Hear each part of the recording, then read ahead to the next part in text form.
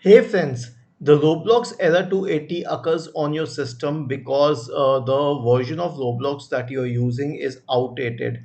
And obviously, to fix it, you will have to upgrade to the latest version, but the update is not working.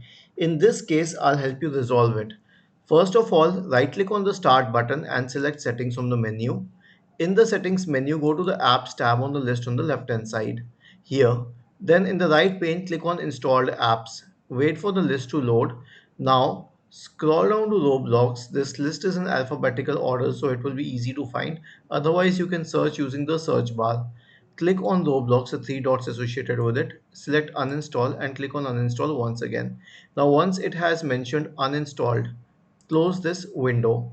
Now, search for Microsoft Store in the Windows search bar and open the Microsoft Store. Wait for it to load. It will need a few seconds to load all the programs and everything. And then search for Roblox here. Roblox. Okay, now open Roblox, this one, and click on install. You have to be logged in to your system as with your Microsoft account and not your local account. Otherwise, it will ask for the Microsoft account details. If you don't have, you can create it. And once it has been created, simply click on play and it will launch Roblox. And this time it will launch without any error because it has been downloaded from the Microsoft Store. Was this helpful? Please let us know in the comment section below.